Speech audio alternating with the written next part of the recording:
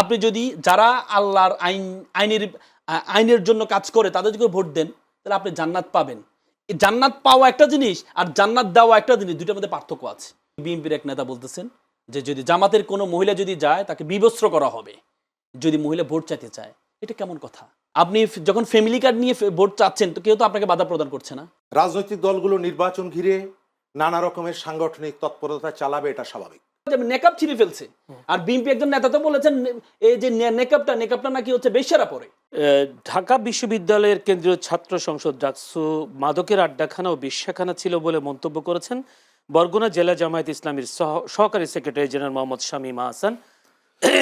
সেটাও কি বয়ান কিনা, যদি বিএনপির পক্ষ থেকে কেউ যদি বলে? জি, অসংখ্য ধন্যবাদ জনাব আমাকে চমৎকার প্রশ্ন অন্তর্ভুক্ত করার জন্য। সাথে আপনাদের চ্যানেল এসের প্রতিষ্ঠাবার্ষিকী গিয়েছে, সেজন্য শুভেচ্ছা জানাচ্ছি। সাথে আমার সহ প্যানেলিস্ট শরীফ ভাইকেও ধন্যবাদ এবং চ্যানেল এসের যারা দর্শক আছে তাদেরকে অগ্রিম শুভেচ্ছা জানাচ্ছি। দেখেন, আমরা এবারের নির্বাচন বাংলাদেশের ইতিহাসে একটা মাইল ফলক ইলেকশন আমরা বলে থাকি। মানে এবার যারা জীবন দিয়েছে তারা তো কোনো রাজনৈতিক ব্যানারে জীবন দেয় নাই বা কোনো দলকে ক্ষমতা আনার জন্য কিন্তু জীবন দেয় নাই। তারা জীবন দিয়েছে কেন? দেশকে সুন্দর করার জন্য। যখন দেখেছে যে বিভিন্ন তাদেরকে রাজাকারের বাচ্চা এই সেই ন্যারেটিভ নিয়ে এসে যেখানে বৈষম্যের এগেনিস্টে তারা দাঁড়িয়েছে, 1500 জীবন দিয়েছে, 20-30 হাজার আহত পঙ্গুত্ব বরণ করেছে, তারা কোনো দলকে জিতানোর জন্য না, বাংলাদেশকে জিতানোর জন্য। আজকে আমরা যখন তফসিলে পরবর্তীতে যখন নির্বাচনের প্রচারণা শুরু হয়েছে, তখন আমি এক্সপেকটেশন করেছিলাম, আমি নিজেও জুলাই আন্দোলনে অংশগ্রহণ করেছিলাম, আমাকে ডিবি হারুন শুধু ফ্রি আইনি সহযোগিতা করার জন্য আমাকে ডিবি হারুন গ্রেপ্তার করেছিল। আমরা কেন একটা স্বৈর শাসকের এগেনিস্টে দাঁড়িয়ে কেন কথা বলেছিলাম? আমরা কথা বলেছিলাম আমাদের আগামীর বাংলাদেশটা বৈষম্যহীন একটা বাংলাদেশ হয়, আমাদের আগামী বাংলাদেশে যে অতীতের যে ব্লেম গেম এতদিন হয়েছে সেটা যেন না হয়। কিন্তু আমরা প্রচারণার প্রথম দিন আমাকে খুব হতাশ করেছে। তারেক রহমান সাহেবকে ওনার মায়ের জানাজার সময় উনি যখন মাত্র 55 সেকেন্ডের বক্তব্য দিয়েছে, আমি খুব মুগ্ধ হয়েছি। ওনার বিভিন্ন বক্তব্যগুলো আমাকে খুব মুগ্ধ করেছে। কিন্তু যখনই নির্বাচনের প্রচারণা নামলেন প্রথম দিনে আমাকে হতাশ করেছে। কোন বিষয়টা হতাশ করেছে? এই যে বস্তা পচা যে ন্যারেটিভ, যেখানে বয়ান, যেখানে তার আপনার ওবায়দুল কাদের বলেছিলেন যে রানা প্লাজা জামাত শিবির ধাক্কা দিয়ে রানা প্লাজা ফেলে দিয়েছিলেন। সেখানে তারেক রহমান সাহেব বলছিলেন যে ভূমিকম্প কেন হয়েছে? জামাতের কারণ, জামাত শিবির কারণে ভূমিকম্প আসছে। উনি ওনার দলীয় কর্মীদেরকে বলছে যে তোরা গুপ্ত। উনি তো 17-18 বছর একসাথে আন্দোলন করেছে। 700-750 জনের কাদের গুম হয়েছে, প্রায় 7 লক্ষ 8 লক্ষ এই নেতাকর্মী কাদের মামলার আসামি হয়েছে, প্রায় 600 জন জীবন কাদের হারিয়েছে। অবশ্যই সব দলেরই। কিন্তু আপনি যখন সেখানে দাঁড়িয়ে সেই 17-18 বছরের ন্যারেটিভটা যখন আপনি সামনে নিয়ে আসবেন, তখন মানুষ তো হতাশ হবেই। যখনই ওই দিন পরবর্তীতে যদিও উনি বুঝতে পেরেছে, প্রথম দিনে ওনার যে ভাষ্যগুলো ছিল, পরবর্তীতে উনি চট্টগ্রামে যে গিয়ে বলেছেন না আমরা এভাবে দোষারোপ রাজনীতি থেকে আমি ফিরে, এটা আত্ম উপলব্ধি। ওনার প্রতি এক্সপেকটেশন বেশি কেন জানেন? কারণ উনি 17-18 বছর আমেরিটি সভ্য একটা দেশে ছিলেন, দেশের রাজনৈতিক সংস্কৃতিটা ভিন্ন, আমাদের দেশ থেকে ভিন্ন। কিন্তু আমরা সেই সংস্কৃতি আমরা ভেবেছিলাম যে ওই নতুনত্ব কিছু পাবো, কিন্তু আমরা নতুনত্ব কিছু পাইনি। দেখেন বয়ানটা আপনি যে প্রশ্নটা করলেন সেটা ধরে আমি আসি যে এই ডাকসুর এই বরগুনার যে যিনি বলেছেন উনি পরবর্তীতে ক্ষমা চেয়েছেন, এটা আমরা সবাই তীব্র নিন্দা জানাই। এইসব ভাষা, আমি ঢাকা বিশ্ববিদ্যালয়ের ছাত্র, তো তাহলে এটা আমার গায়েও লাগবে। কিন্তু আমরা যখন মাইক পাই, রাজনীতিবিদরা যখন মাইক পাই, তখন আমরা ভুলে যাই যে আমার সামনে কে আছে। আর এখন সোশ্যাল মিডিয়ার যুগ, আমরা এটা ভুলে যাই। আমরা সামনে যারা আছে তাদেরকে জজবা দেওয়ার জন্য, গরম করার জন্য আমরা বিভিন্ন কথা বলে ফেলি। কিন্তু এই কথাটা, এটার ইম্প্যাক্টটা কত খারাপ হতে পারে সেটা আমরা বুঝি না। এই জন্য উনি পরবর্তীতে ক্ষমা চেয়েছেন। যদি ক্ষমা না চাইতেন তাহলে এটার আমি নিজেও প্রতিবাদ করেছি। কোনো সুযোগ নেই। তারপর আপনি দেখেছেন কি আজকে সারাদিনে কি দেখেছেন? আজকে বিএনপির এক নেতা বলতেছেন যে যদি জামাতের কোনো মহিলা যদি যায় তাকে বিবস্ত্র করা হবে যদি মহিলা ভোট চাইতে চায়। এটা কেমন কথা? আপনি ভোট চাইবেন, কি নিয়ে চাইবেন? আপনি যখন ফ্যামিলি কার্ড নিয়ে ভোট চাচ্ছেন তো কেউ তো আপনাকে বাধা প্রদান করছে না। তাহলে কেউ যদি বলে যে এরা জান্নাতের টিকিট বিক্রি করছে, কি আপনি এখনো পর্যন্ত কোনো টিকিট পেয়েছেন? আপনি এখনো পর্যন্ত কোনো টিকিটের ছবি আমরা সোশ্যাল মিডিয়াতে পেয়েছি কিন্তু যে একটা টিকিট তারা বিক্রি করছেন? কিন্তু একটা বিষয় তো আছে, আপনাদের বিরুদ্ধে বা জামায়াতের নারী মহিলাদের মধ্যে একটা তাদের বিরুদ্ধে একটা অভিযোগ হলো তারা বাড়ি বাড়ি গিয়ে এনআইডি নিচ্ছে, বিকাশ নাম্বার নিচ্ছেন, এবং আমরা কিছু কিছু ভিডিওতে দেখেছি তাদেরকে জিজ্ঞেস করা হচ্ছে আপনারা এনআইডি নিয়েছেন কিনা, ভাই আমরা ভুলে নিয়েছি, এরকম কথাও স্বীকার করছে। নট এ সিঙ্গেল ভিডিও আমরা এখনো পর্যন্ত পাইনি, বাট আমরা আব্দুল সালাম সীতাকুণ্ডের যে 1700 কোটি টাকা যার বিরুদ্ধে এলিগেশন, আজকে মিডিয়াতে আপনি দেখেছেন তিনি হচ্ছে নির্বাচন উপলক্ষে অগ্রিম বিকাশ নাম্বার এবং কার্ড ছাপিয়েছেন গিফট, এটা আমরা দেখেছি। কিন্তু তারা যে মহিলারা নাম্বার চাচ্ছে, যদি নাম্বার চায় আপনি আমাকে বলেন, যদি নাম্বার চায় এখন কার হাতে ক্ষমতা? নির্বাচন কমিশনের হাতে ক্ষমতা। তাহলে কি আপনি কি একজন নাগরিক হিসেবে আইন হাতে নেওয়ার কোনো সুযোগ আছে? আপনার কাজ কি হবে? নির্বাচন কমিশনকে নালিশ করবে, নির্বাচন কমিশন তাদেরকে গ্রেপ্তার করবে। আপনি যে ফ্যামিলি কার্ডের নামে সারা বাংলাদেশে বিভিন্ন জায়গায় চাঁদাবাজি হচ্ছে, ফ্যামিলি কার্ডে নিয়ে বিভিন্ন কথা হচ্ছে, কে আপনাকে বাধা প্রদান করছে? কিন্তু কেউ যদি চায়, এটি হচ্ছে দেখেন, এর আগে আওয়ামী লীগ কি হইতো জানেন? জামাত শিবির বা মহিলা জামাত কোথাও কোনো প্রোগ্রাম করলে বলে যে দেশ বিরোধী ষড়যন্ত্র করছে, এই জন্য তাদেরকে গ্রেপ্তার করছে। সরঞ্জাম কি? ইসলামিক বই। সরঞ্জাম কি? কোরআন হাদিস। আর এখন নতুন ন্যারেটিভ তৈরি করেছে, আপনি ভোট চাইতে যাইবেন, আপনি ভোট, প্রত্যেকের ক্ষমতা আছে। আপনি দেখেন, আমি একটা ব্যাখ্যা আপনাকে একটু দিই। আপনি যখন ফ্যামিলি কার্ডটা দিচ্ছেন, ফ্যামিলি কার্ডের এগেইনস্টে কি দিবেন? টাকা দিবেন। তার মানে কি রিজিকের মালিক কে? রাজ্জাক। তার মানে আপনি তার রিজিকটা দিবেন ভবিষ্যতে। এটা এই জিনিসটা যদি আমরা এভাবে ব্যাখ্যা করি, এটাও তো আপনি রিজিকের মালিক যদি রাজ্জাক হয়, আপনি তার রিজিক দেওয়ার জন্য আপনি তাকে অগ্রিম কার্ড দিচ্ছেন। এই ন্যারেটিভ আমরা বিশ্বাস করি না। এখন জান্নাত আমি জান্নাত দিব, এভাবে কি বলেছে? আমি জান্নাত দিব বলেছে যে আপনি যদি ভালো কাজ করেন, আপনি যদি সৎ মানুষকে ভোট দেন, আপনি যদি যারা আল্লাহর আইনের জন্য কাজ করে তাদেরকে ভোট দেন, তাহলে আপনি জান্নাত পাবেন। জান্নাত পাওয়া একটা জিনিস আর জান্নাত দেওয়া একটা জিনিস, দুইটার মধ্যে পার্থক্য আছে। কেউ কি বলেছে আমি জান্নাত দিব? বারবার বলা হচ্ছে শিরক করছে। শিরক মানে কি? আল্লাহর সাথে শিরক করা, যে আমি নিজে জান্নাত দিব। আরেকটা হচ্ছে আপনি কাজ করলে, যেমন আমাদের আলেমরা কি বলে, আপনি 5 ওয়াক্ত নামাজ পড়েন, আপনি রোজা রাখেন, তাহলে আপনি জান্নাত পাবেন, বলে না? তার মানে কি সে কি জান্নাতে টিকিট বিক্রি করছে? আল্লাহ তো সরাসরি কোরআনে বলেছেন। আল্লাহ তাআলা কোরআনে একটা আয়াতকে আমি বলে শেষ করছি জানিল ভাই। কোরআনে একটা আয়াত আছে যে ইন্নাল্লাহা ইশতারা মিনাল মুমিনিনা আনফুসাহুম ওয়া আমওয়ালাহুম বিআন্না লাহুমুল জান্নাহ। আল্লাহ বলছে তুমি দুইটা জিনিস দাও, জান এবং মাল দাও, তাহলে আমি তোমাকে জান্নাত বিক্রি করে দিব। আল্লাহ বলেছেন যারা বিআন্না লাহুমুল জান্নাহ, মানে জান্নাত তোমার কাছে আমি বিক্রি করব। দুইটা জিনিসের বিনিময়, একটা হচ্ছে জান আর একটা হচ্ছে মাল। যারা জামাত শিবির করে তারা প্রত্যেকে মনে করে যে আমি জামাত, দেখেন একমাত্র বাংলাদেশে একমাত্র দল যে দলে নিজের পকেট থেকে টাকা দিয়ে 5% টাকা দিয়ে জামাত ইসলাম করতে হয়। কেন করে? পাওয়ার জন্য না, সে পাওয়ার জন্য, সে চিন্তাই করে জান্নাত পাওয়ার জন্য। যে যার কাজে জান্নাত, কিন্তু যার কাজ হচ্ছে ন্যাশনালিজম, সে যখন জান্নাতের, আপনি বিভিন্ন জায়গায় বক্তব্য শুনেছেন যে জিয়াউর রহমান নাম নিলে আপনি জান্নাত নিশ্চিত, বিভিন্ন জায়গায় বক্তব্য শুনেছেন, আপনি বিভিন্ন জায়গায় বক্তব্য জামাতকে ভোট দিলে জাহান্নাম নিশ্চিত, এটাও শুনেছেন। এটা যদি অপরাধ না হয়, এটা কিভাবে? কেউ থাকলে হয়তো কথাগুলো জবাব দিতে পারতো। আমি একটু যেতে চাই শরীফুল ইসলাম শরীফ।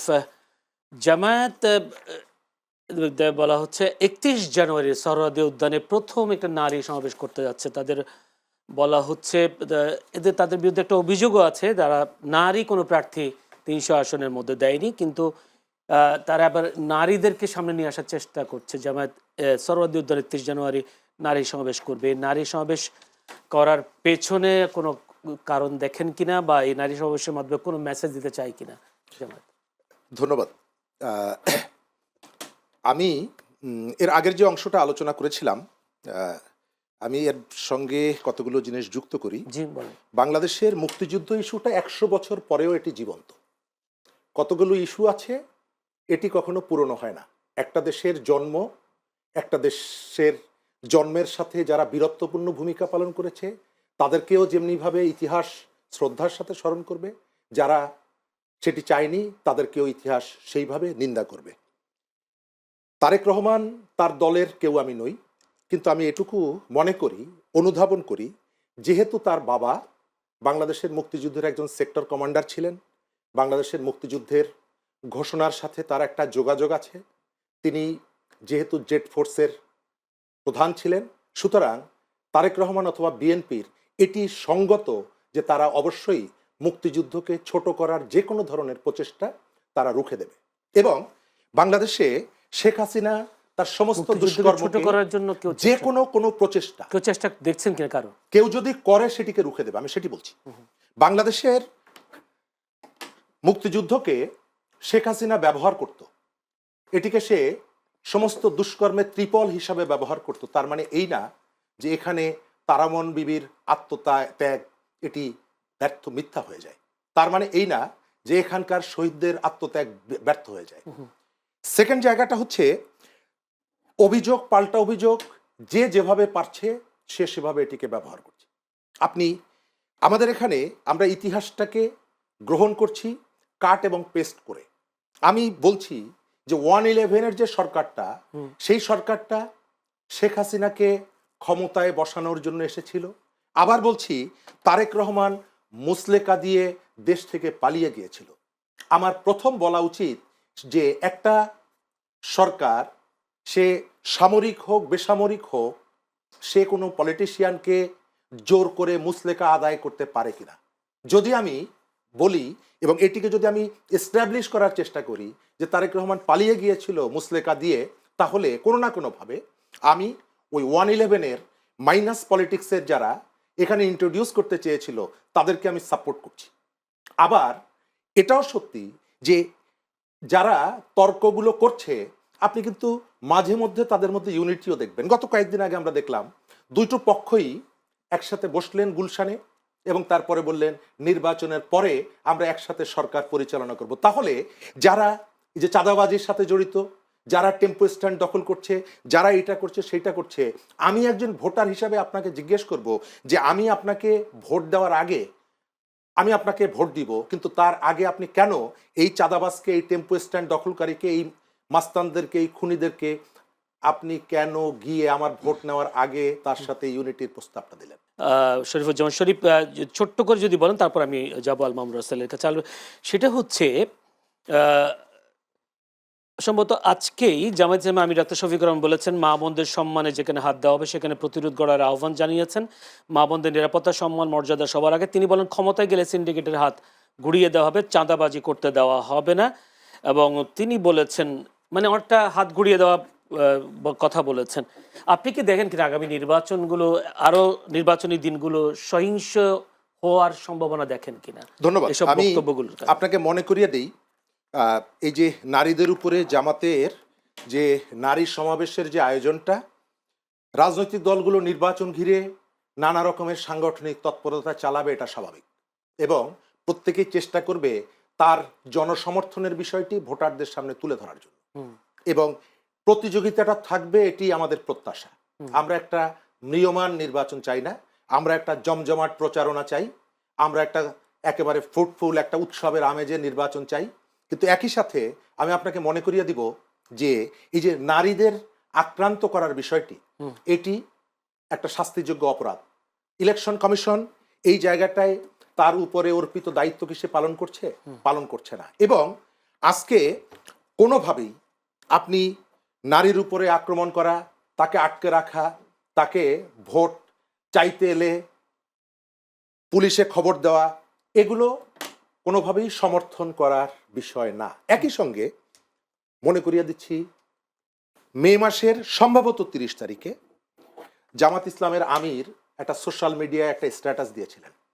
চট্টগ্রামের শহীদ মিনারে ছাত্রদের একটা মিছিলে একজন নারীকে লাথি মারার পর যে রিপারকেশনটা হয়েছিল, তিনি সেই ঘটনায় তার কর্মীদেরকে সংযত আচরণ করার কথা বলেছিলেন। কিন্তু দুর্ভাগ্য হলো সেই ঘটনার মাত্র একদিন পরে যিনি এই ঘটনার জন্য অভিযুক্ত হয়েছিলেন তিনি জামিন পেয়ে গিয়েছিলেন এবং তার গলায় মালা দিয়ে তাকে এক ধরনের রাজসিক সম্বর্ধনা দেওয়া হয়েছিল।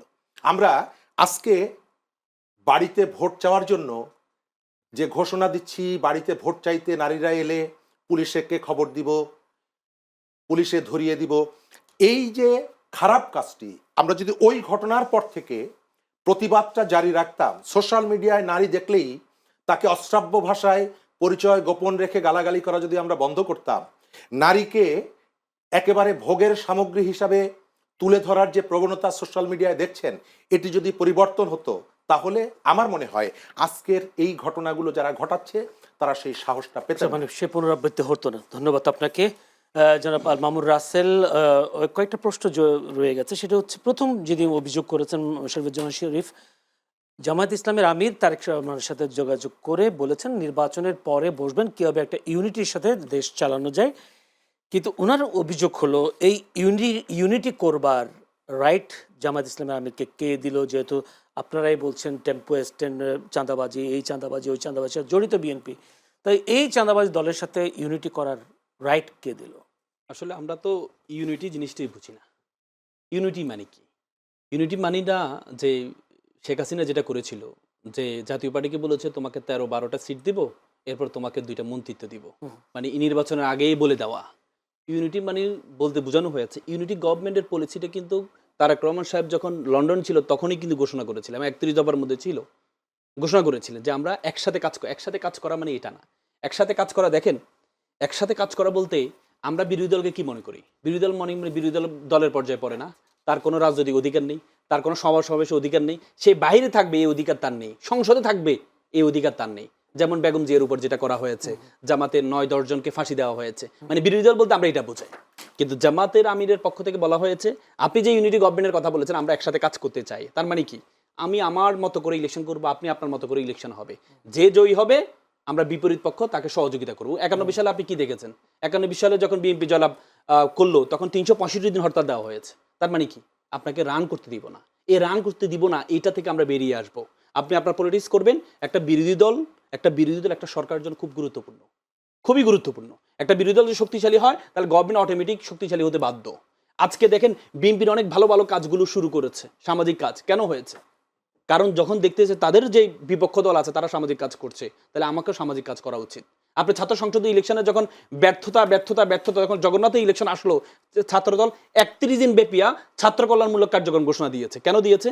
যখন দেখেছে না আমরা সমাজ ছাত্র কল্যাণমূলক কাজ থেকে পিছিয়ে পড়ার কারণে আমাদের এই ভরাডুবিটা হচ্ছে। এই যে বিরোধী দল মানে হচ্ছে সুন্দর করে একসাথে কাজ করা, যেখানে বিরোধিতার জায়গা সেখানে বিরোধিতা করব, যেখানে কাজ করা জায়গা সেখানে কাজ করব।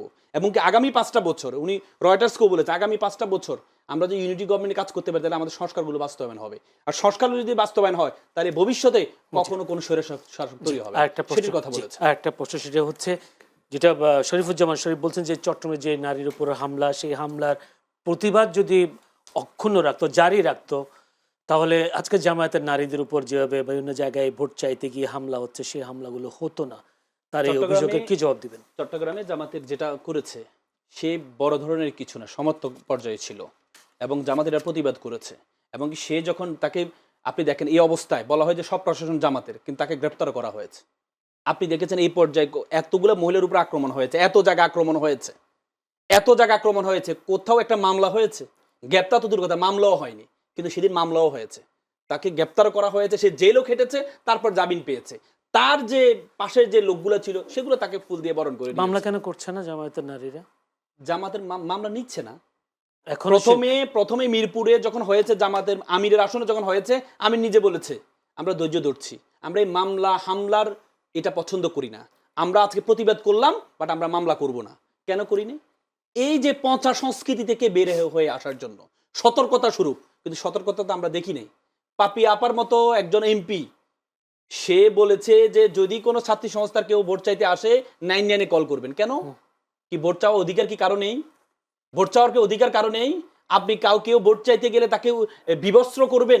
আপনি আপনার যে দলের প্রধান ছিলেন নারী, যে দলকে উঠিয়েছেন নারী, এ পর্যন্ত নির্বাচন তফসিল ঘোষণা আগ পর্যন্ত তাদের প্রধান ছিলেন নারী, সেই দলের প্রধানরা, সেই দলের কর্মীরা যদি নারীদের উপর হামলা করে আপনি অবাক হয়ে যাবেন। নেকাব ছিঁড়ে ফেলছে। আর বিএনপি একজন নেতা তো বলেছেন এই যে নেকাবটা নাকি হচ্ছে বেশ্যারা পরে। এই যে শব্দ ক্ষমা চেয়েছেন, কিন্তু বলেছে তো এটাই তো তার ভিতরের রিফ্লেকশনটা, অন্তরের রিফ্লেকশনটা তো সেটাই। উনি তো অন্তরে লালন করে ধারণ করে পরবর্তীতে যদি ক্ষমা চেয়েছেন, কিন্তু অন্তরে তো লালন করে এটা যে এই নিকাব পরা যাবে না, এটা বেশ্যারা পরে, ছিঁড়ে ফেলতে হবে, খুলে ফেলতে হবে। এটা কেন? কোন বাংলাদেশ এটা? এটার জন্য কি আমাদের 1500-1600 জীবন দিয়েছে? এটার জন্য তো দেয় নাই। জি।